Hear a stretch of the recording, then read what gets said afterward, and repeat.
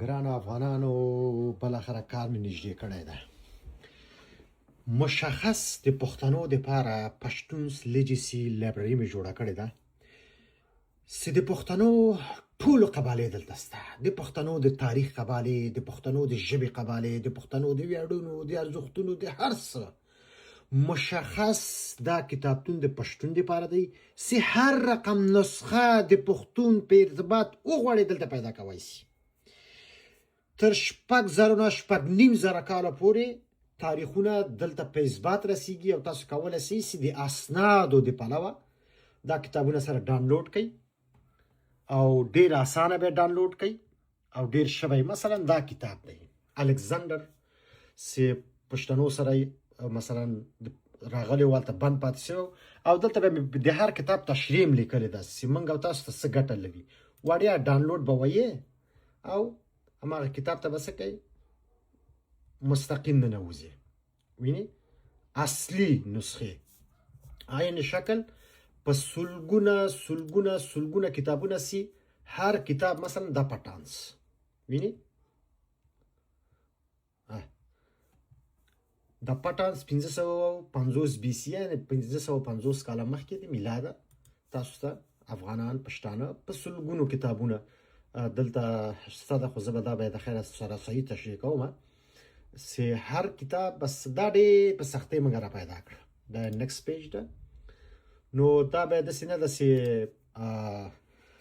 په سختۍ دا پیدا کړي دي او ډېر زحمتونه مې ورباندې ایستلي دي. دا صرف غواړو چې زموږ راتلونکي جنریشن ته، راتلونکي نسل ته یو میراث پاتې شي. داسې میراث پاتې شي چې نور پارسیوانان موږ ته خوله کږه ونه خوځوي. دلته مې داسې کتابونه اچولي دي چې د پښتو ژبه 4,500 5,000 تر 6,000 کالو درته په اثبات رسوي. د پښتو ګرامر باندې امریکایانو څه کتابونه لیکلي. اوس مې دغه کتاب واچوئ ګرامر اف پښتو لانګویج اف د افغانس. دا میجر HG راورټري لیکلی ده. دا داسې کتاب د ګران افغانانو باور په خدای وکړئ که نه چې تاسو ته ثابتوي چې پښتو یوه علمي کلي مدرنه او یو سوچه ژبه ده. یعنی دا داسې یو عادي کتاب نه ده. ګوره یو خارجي لیکلی ده که نه، یو بهرني لیکلی ده. ولکه د انټرنټ نه لږ ذره ضعیفه ده، لوډ کېږي. خیر لوډ کېږي.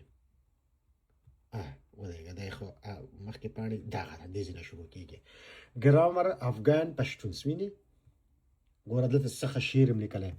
فارسیوانانو د حیرت ګوتې په خوله کړې چې حمید سخنسازي کې په پښتو کې. واه واه لندن کې چاپ شوی داسې ارزښتناکه کتابونه په زور د پروردګار چې دا هر ځوان، هر څېړونکی، هر پښتون ته چې په لاس ورسي بس خپل غرس دې باسي. بطلیموس کتاب ستا، هیروډیټ ستا، ډېر زیات دي. یعنې دا دانه دانه پیدا کړي او د کې اصلي سپورټر چې ده، اسپانسر چې ده په پښتو مین شخصیت، په افغانیت مین شخصیت، په ارزښتونو مین شخصیت ښاغلی آصف خان شفیق صاحب ده. خدای درته خیر ورکړي. ما یې په دې ساختار کې کومک وکړئ، دا عملي کارونه دا هغه ما وکړئ. نور په شریک هم کار کړی ده. نور انشاءالله دا د ګیلمن صاحب عکس من دلته ایښودی د هر سهار ورته دوام کوئ. نو انشاءالله تعالی مخکې به ځو، ښه قوي به مخکې ځو. باعزته اوسئ، سلامته اوسئ، الله مو مه کموه. چې کله کتاب جوړ څه د خیره سره بیا به څه کوو، بیا به لږ به ستاسو په چوپړ کې کښېنم. قربان اوسم.